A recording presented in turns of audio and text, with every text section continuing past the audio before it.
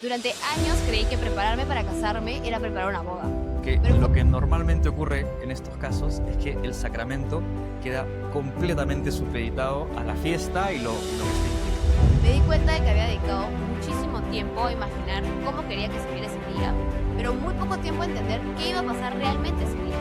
¿Estamos dedicando tanto tiempo a preparar nuestro matrimonio como el que estamos dedicando a preparar nuestra boda? ¿Alguna vez te has preguntado si Dios es bueno porque existe el mal? ¿O si es posible creer en Dios pero no en la iglesia? ¿O qué sentido tiene vivir la castidad? Esto es New Fire Presenta, el podcast católico en el que siempre encontrarás formación y respuestas a las preguntas que todos nos hacemos sobre la fe.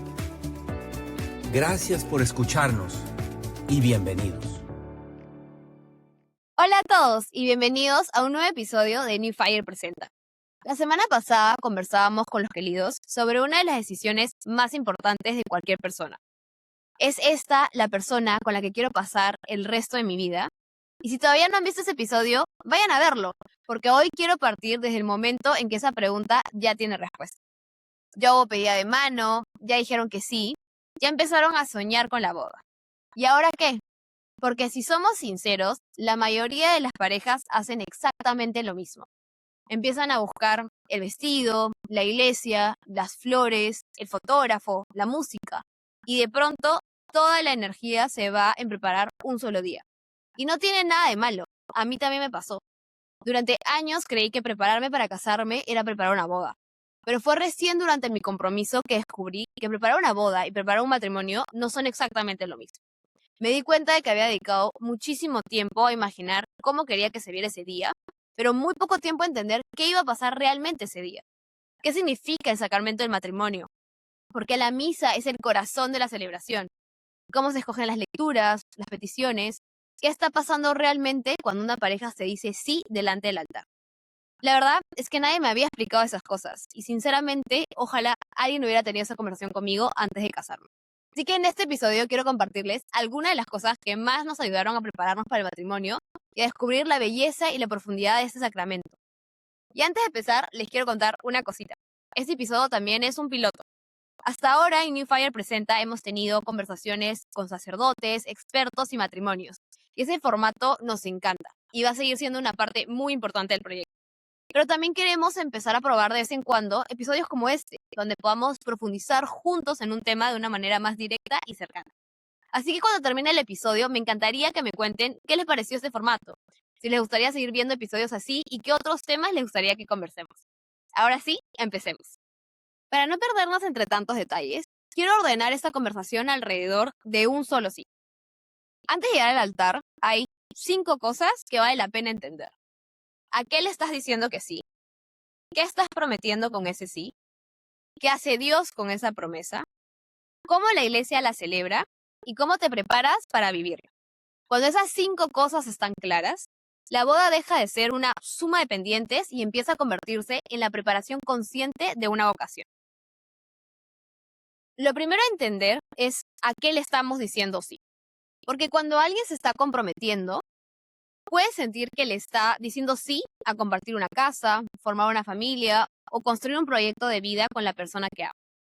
Todo eso forma parte del matrimonio, pero el matrimonio católico va más allá. Le estás diciendo sí a una alianza, es decir, no solamente a compartir cosas con la otra persona, sino a entregarte tú mismo. No se trata de yo pongo esto y tú pones aquello mientras nos funcione. Se trata de recibirse mutuamente y construir una sola vida, sin dejar de ser 2 personas distintas. También le estás diciendo sí a un sacramento. Eso significa que el matrimonio no es solamente una decisión privada entre ustedes dos.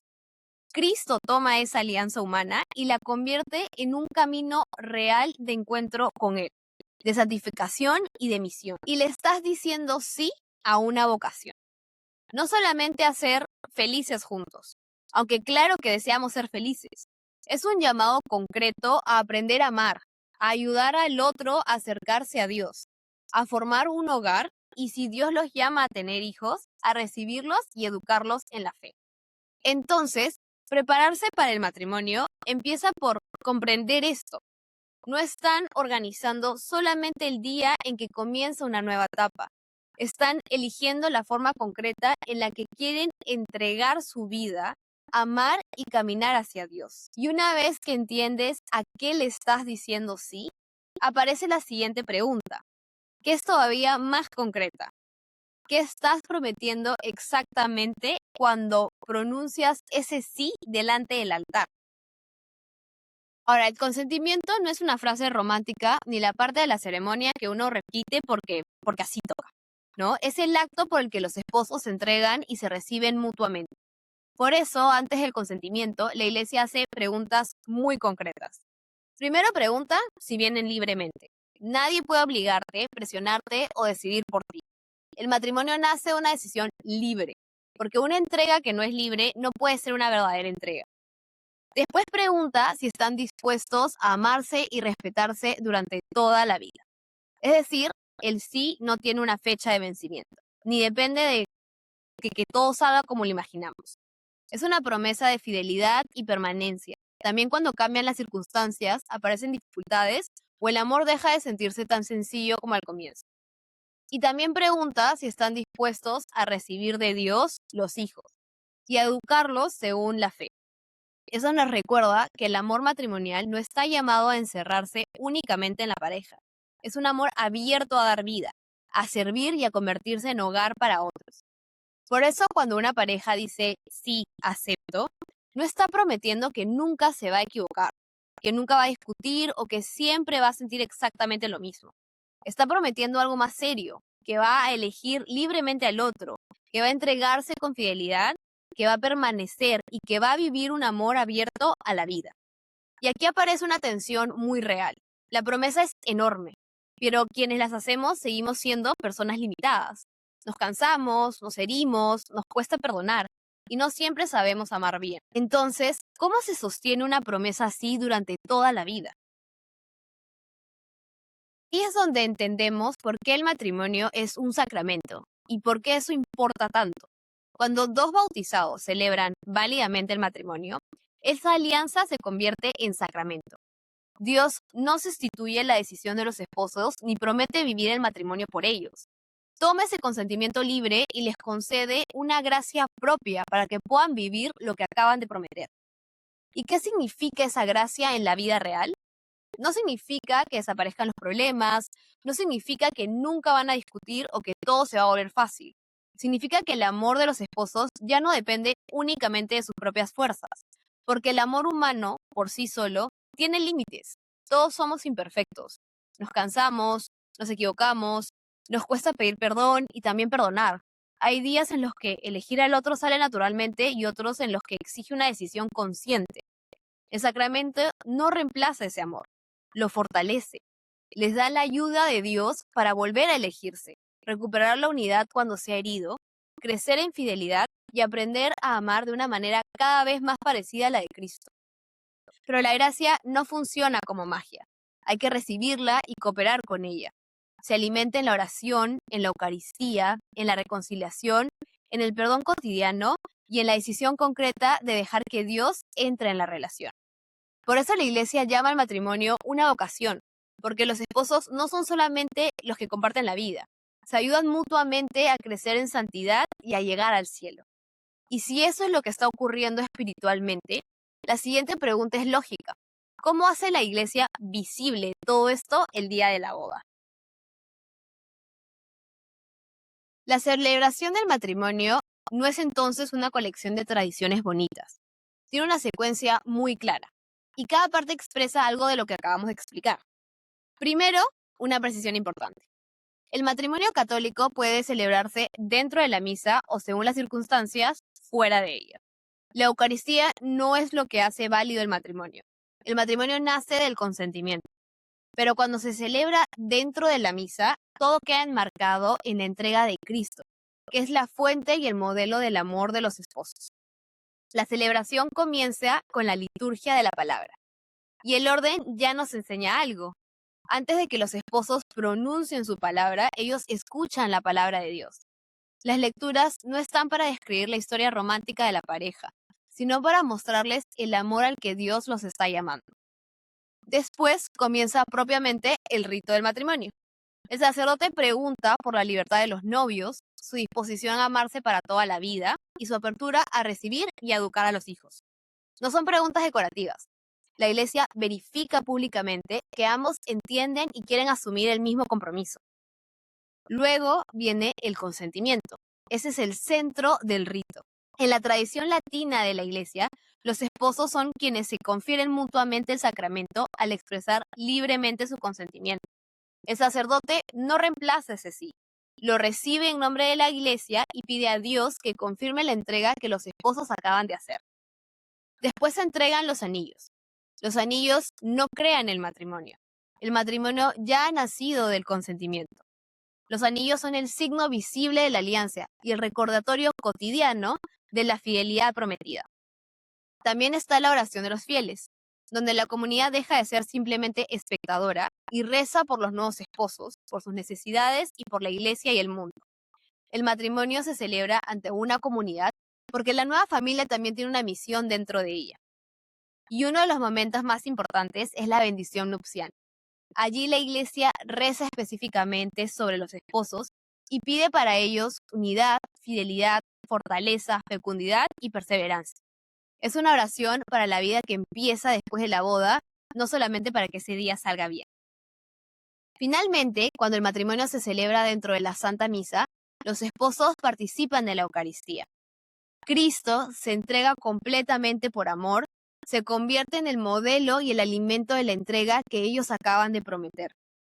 Visto así, el recorrido tiene muchísimo sentido. Dios habla, la pareja responde, la Iglesia recibe su consentimiento, reza por ellos y Cristo los alimenta para la vida que comienza. Esa es la lógica de la celebración. Y recién después de entender todo esto, preparar la misa empieza a tener sentido. Prepararla no significa inventar una ceremonia completamente personalizada ni cambiar lo que la Iglesia celebra. Significa entrar conscientemente en el rito, comprender lo que es fijo y tomar con intención las decisiones que sí le corresponden a la pareja. En nuestro caso, una de las cosas que más nos ayudó fue separar dos conversaciones distintas. Una era la conversación sobre la boda, proveedores, invitados, horarios, decoración, y la otra era la conversación sobre el matrimonio. ¿Qué queríamos prometer? ¿Qué lugar tendría Dios en nuestra familia? ¿Y qué necesitábamos trabajar antes de llegar al altar? También elegimos un hilo espiritual para nuestra misa. La llamamos Guiados por su luz. Y quisimos que tuviera un tono de esperanza. No era un nombre bonito por tener un concepto. Era una manera de expresar la convicción con la que queríamos comenzar nuestro matrimonio. Que Dios había guiado nuestra historia y que queríamos seguir confiando en Él para lo que viniera después. Ese hilo nos ayudó a escoger las lecturas. No buscamos únicamente textos que sonaran románticos. Elegimos Génesis para recordar que el matrimonio forma parte del proyecto creador de Dios. Romanos porque habla de dejar de buscar solamente el propio bien, aceptarse y vivir en armonía. Y el Evangelio de Mateo porque queríamos empezar nuestra vida juntos recordando que debíamos buscar primero el reino de Dios y confiar en su providencia. Lo mismo ocurrió con las peticiones. En lugar de verlas como un texto que había que completar, nos preguntamos qué queríamos poner delante de Dios al comenzar nuestra vida matrimonial. Pedimos por su guía, por nuestros futuros hijos, por nuestras familias y amigos, porque quienes como nosotros habían emigrado, por la comunidad y por una mayor valoración del sacramento. También pensamos con intención quiénes participarían, no solamente quién leía bonito o a quién le tocaba. Elegimos personas que habían sido importantes en nuestra historia, en nuestra fe o en la preparación de ese matrimonio. Así, la comunidad no estaba solamente mirando, estaba acompañándonos y rezando con nosotros. Y decidimos preparar un misal, no para que fuera un recuerdo elegante, sino para ayudar a nuestros invitados a comprender qué estaba ocurriendo, responder, seguir las lecturas y participar de la celebración.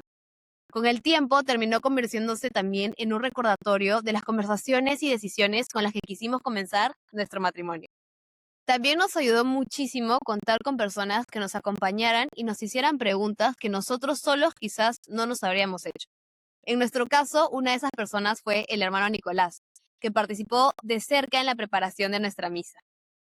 Nico, tú que nos acompañaste en la preparación de nuestra misa y del matrimonio en sí, viéndolo ahora con perspectiva, ¿qué crees que fue lo más valioso de dedicarle tiempo a preparar la misa y no solo la celebración? Creo que lo más valioso fue que supieron dar un gran testimonio. Con ese cuidado que tuvieron en la preparación de cada detalle de la misa, creo que supieron transmitir que lo más importante para ustedes era el sacramento. Recuerdo que incluso prepararon un pequeño misal que repartieron a todos los invitados para que pudieran seguir la misa. Hay que tener mucho tino para saber dar el mensaje que lo que viene después, la fiesta, en realidad es secundario y que en todo caso festejamos que acaba de tener lugar algo muy grande, un sacramento. Un sacramento, dice la definición más básica, es un signo sensible y eficaz de una gracia invisible. ¿Esto qué quiere decir? Que cada vez que participamos de un sacramento, estamos participando de una realidad sobrenatural. En el caso específico del matrimonio, ¿cuál es esa realidad sobrenatural de la que participan los novios al realizar el sacramento? Pues nada más y nada menos que del amor de Cristo a su iglesia. Es decir, cuando dos personas se unen en matrimonio, son introducidos en ese amor infinito de nuestro Señor Jesucristo a su iglesia. Y al ser introducidos en ese amor, esto capacita a los ahora cónyuges a ser capaces de amar como Él, amar como Cristo ama a su iglesia, con esa intensidad, con esa radicalidad. De manera que esta gracia, la gracia que se recibe con el sacramento, es lo que, en definitiva, sostendrá esta unión. Durante nuestra preparación nos hacías preguntas sobre las lecturas, las peticiones y el sentido de cada parte de la misa. ¿Por qué es importante que una pareja se haga estas preguntas y no simplemente elija la que más les gusta? Yo creo que es una oportunidad que tienen los novios de personalizar, vamos a decirlo así, un poco el rito. O en todo caso, es una gran oportunidad, no es comparable al resto, porque si bien es cierto, hay otros elementos de la celebración que podrían manifestarlo, lo singular de esta pareja, como, no sé, desde el vestido de la novia hasta las canciones que se eligen. La liturgia de la palabra, que es lo que abarca las peticiones, las lecturas, los ritos iniciales, creo que le da a los novios la oportunidad de leer su propia historia a la luz de la Sagrada Escritura, a la luz de la palabra de Dios. Y además, claro, recordemos que si bien en la comunión recibimos a Jesús como alimento, a Dios como alimento, a través de la liturgia de la palabra, recibimos a Dios como eso, como palabra. De manera que la liturgia de la palabra es también un medio de gracia. La eficacia del sacramento recae también en esta parte de la celebración. Así que es muy importante. ¿Qué diferencia ves entre una pareja que prepara una boda y una pareja que prepara un matrimonio? Bueno, yo creo que es evidente cuando una pareja prioriza la fiesta antes que el sacramento, porque lo que normalmente ocurre en estos casos es que el sacramento queda completamente supeditado a la fiesta y lo que ésta implica.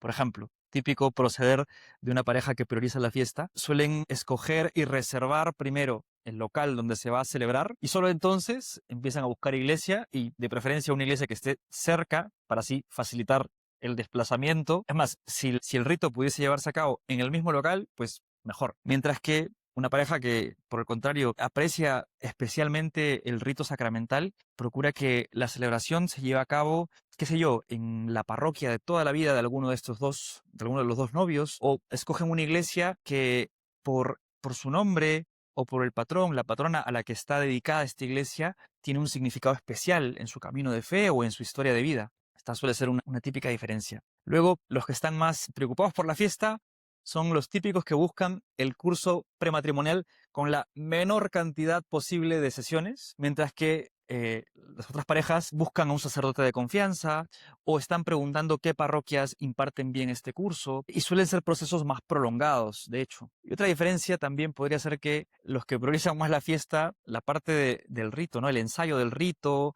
y la entrega de la documentación la postergan hasta el final, mientras que el otro tipo de parejas, esta parte la suelen tener resuelta tempranamente.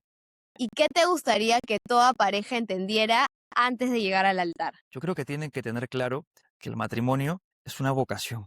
¿Y esto qué quiere decir? La palabra vocación proviene del latín vocatio, que significa a su vez llamado. Es decir, a través de la persona a quien tú has escogido para que sea tu esposo o tu esposa, Dios te está haciendo un llamado, una invitación hacia una forma de vida muy especial que constituirá tu camino hacia la santidad, tu camino hacia el cielo. Entonces, si de por medio hay un llamado, tiene que brotar en los novios una conciencia del deber. De manera que, más adelante, frente a las adversidades, cuando tenga que atravesar por una serie de pruebas, uno no puede comportarse como si este sacramento, este compromiso que uno asumió libremente, fuese algo en lo que alguno de los dos o los dos se encaprichó.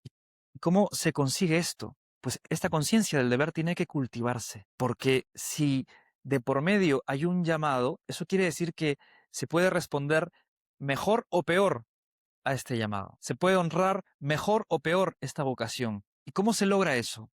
Cultivando la propia vida espiritual, fundamentalmente.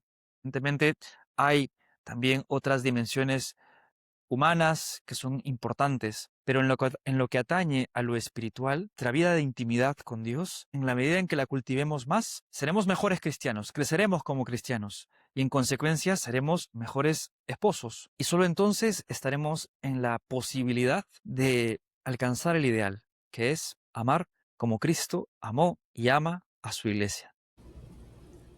Si tuviera que resumir todo lo que hemos conversado hoy, lo diría así.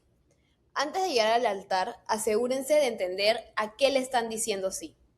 ¿Qué están prometiendo con ese sí? ¿Qué hace Dios con esa promesa? ¿Cómo la iglesia la celebra? ¿Y cómo van a prepararse para vivirla?